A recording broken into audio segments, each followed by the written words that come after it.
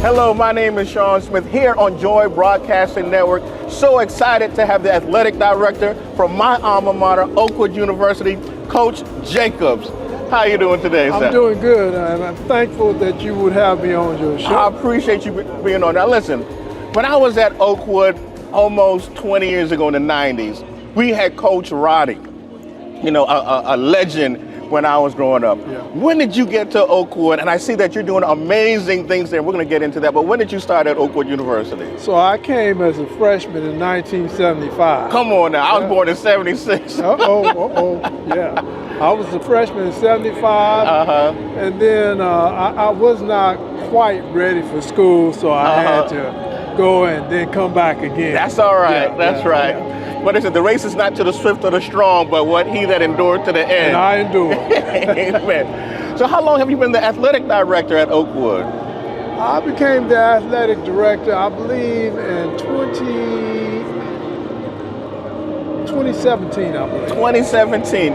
Now, what are some of the athletic programs you have there at Oakwood University at this time? So presently we have 7 programs. Okay. We have men and women's basketball.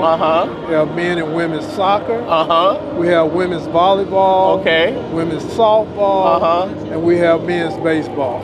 Gotcha. Now, when I was there back in the 90s, they was just playing any team here and there. Are we in any sort of division now at Oakwood? So that's a great question. Presently we're in the NAIA. Okay. And we're in the HBCU conference. Gotcha. Which entails about 15 HBCU schools. Beautiful, beautiful. Now, we've got many athletic Adventists and even non-Adventists out there. And when I was growing up, competition or sports in general in Adventism was shunned upon. Have you gotten any pushback, or what are some of the obstacles you've had to overcome to grow this Oakwood University sports athletic department? Great question. I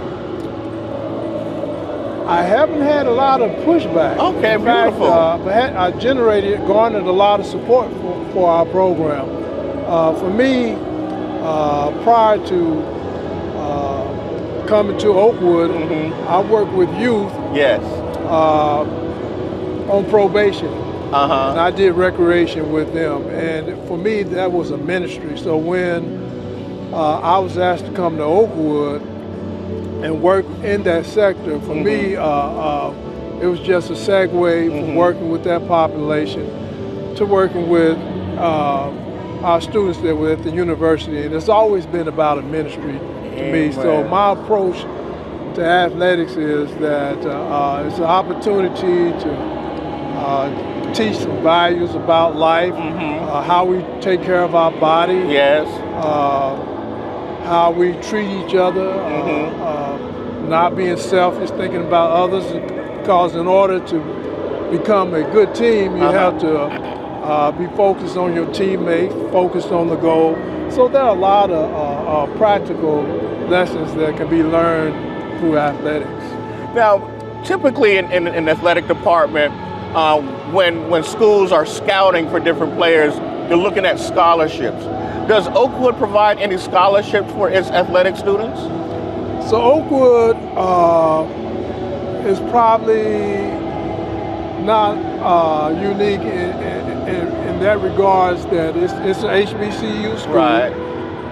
We're not funded by the state, so we're dependent upon alumni. We're dependent upon the institution to help us with funding. So therefore, we have to be innovative about the way in which we can recruit student athletes. So we purposely try to find athletes that are taking care of business in the classroom. Come on now. And so if they're taking business in the classroom, then they're able to get academic scholarships. And then we tip them with our subsidized with our athletic scholarships. So the key message here for those athletic students is to, do well in class. Absolutely. And then the university can sometimes subsidize that academic scholarship with an athletic scholarship. In fact, my parents growing up always taught me, to put school first. So I don't disagree with that admonition.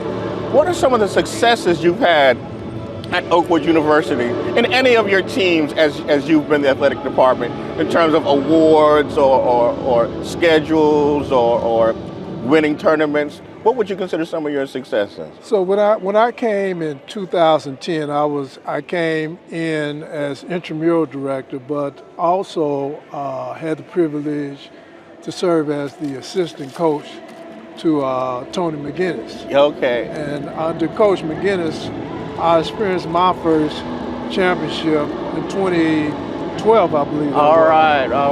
And then when I took the mantle in 2014-15, the next year, 2016, I was privileged to win the national championship, and I attribute it to God. I think God really blessed us. In fact, if you can see the picture of the team, we're pointing up there. Yes. Because we knew it wasn't us. Right. God had done something special with that team. Amen. 2017-18 season, we went to the championship and lost. And then in 2019, we won another championship. And these are with the men's basketball program.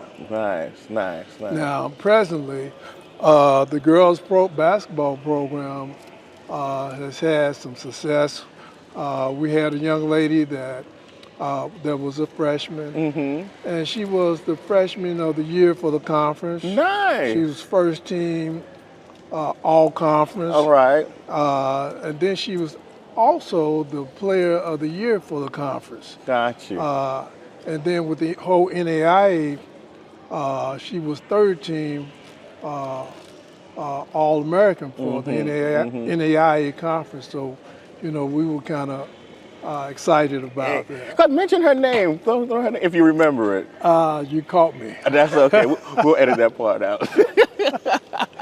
So now, typically when I was growing up, I remember one of the big issues in terms of athletic sports is playing on the Sabbath, right? Now, being a member of the NAIA, how have you been able to maneuver having all of these teams, the volleyball team, the basketball teams, the soccer teams, not play on Sabbath?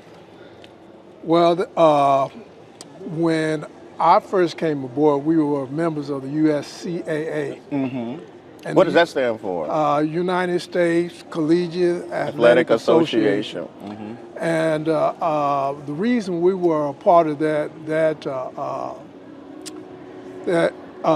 institution was because they allowed us to not play on the Sabbath. They accommodated our faith. Right.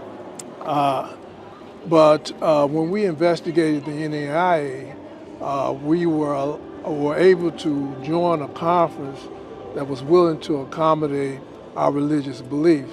So they make sure that if we go into any postseason activity and we get there, that if it entails us moving forward, we don't have to play on the Sabbath. Right. And so not only is that with our conference, but with the NAIA as a whole, if we get invited to the playoffs, then they will make their accommodation for us.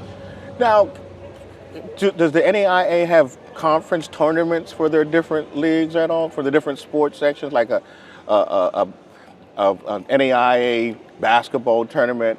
And I get that from watching Division I teams like SEC, they would have a conference tournament, whether it be basketball or football. Is that in the NAIA as well? Okay. Yeah, it's postseason, so depending upon the sport, all teams may be eligible for postseason play. Okay. And then some of them, they may have a certain criteria for the amount of teams that can enter in postseason play. But for all the sports that we have declared to play, there are postseason tournaments that we can be involved in.